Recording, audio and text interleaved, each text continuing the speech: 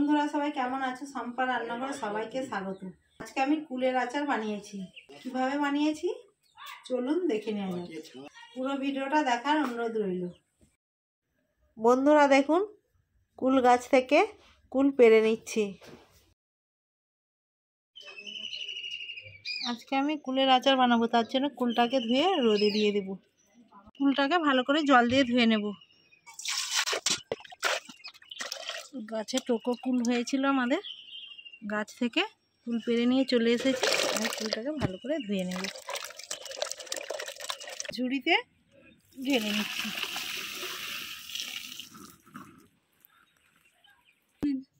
কুলটাকে 3 দিন এইভাবে রোদে দিয়ে শুকিয়ে নেব, তারপরে কুলের আচার বানাবো। 3 দিন রোদ থেকে শুকিয়ে নিয়েছিলাম, রোদে দিয়ে এরকম শুকনো হয়ে গেছে। এবার আমি ভালো করে ধুয়ে নেব। একটা পাত্রতে জল নিয়েছি, এবার আমি কুলটাকে ঢেলে দিচ্ছি জলের মধ্যে। কুলগুলোকে জলে কিছুক্ষণ ভিজিয়ে রেখে দেব। কুলের আচারের জন্য একটা মশলা তৈরি করব। কি কি নিয়েছি আপনাদেরকে দেখিয়ে দিচ্ছি। গোটা জিরে, গোটা ধনে, মৌরি, কালো জিরে, লঙ্কা, তেজপাতা শুকনো কড়াতে ভেজে নেব।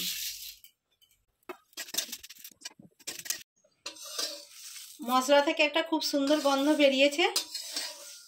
এবার ভাজা হয়ে গেছে, নামিয়ে নিচ্ছি।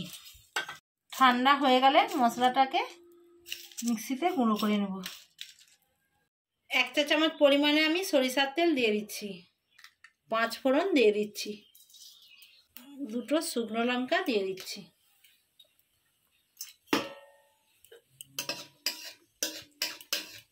কুল দিয়ে দিচ্ছি।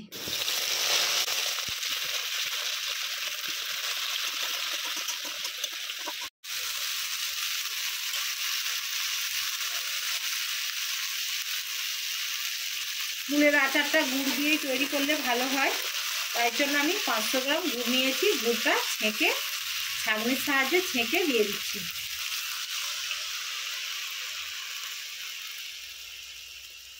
যাতে পোকামাকড় গুড়ের মধ্যে না থাকে, তার জন্য ছেঁকে দিয়ে দিচ্ছি।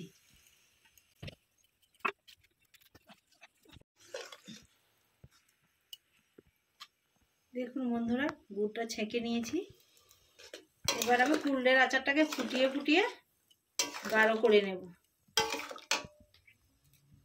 স্বাদ মতো বিট নুন দিয়ে দিচ্ছি। আপনাদের আচারের কুল যতটা পরিমাণে, সেই পরিমাণে লবণ দেবেন।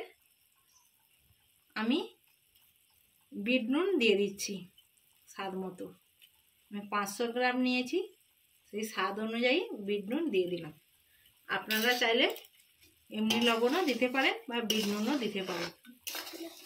বিট নুনটা দিলে আচারের স্বাদ ভালো হয়। যে মশলাটা আগে থেকে ভেজে গুঁড়ো করে রেখেছিলাম দিয়ে দিচ্ছি।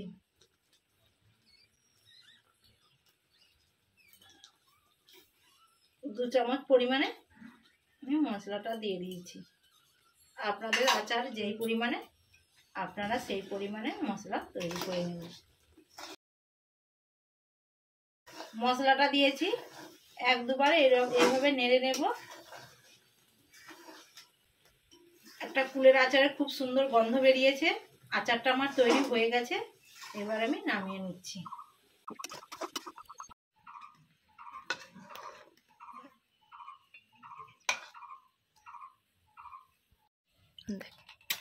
কুলের আচারটা কত সুন্দর চিট এসেছে। কুলের আচারটা কেমন হয়েছে আপনাদেরকে খেয়ে দেখাচ্ছি।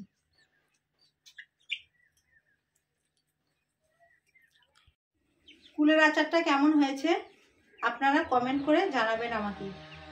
আমার ভিডিও যদি আপনাদের ভালো লেগে থাকে, বেশি বেশি করে লাইক, কমেন্ট এবং সাবস্ক্রাইব করে আমার পাশে থাকবেন।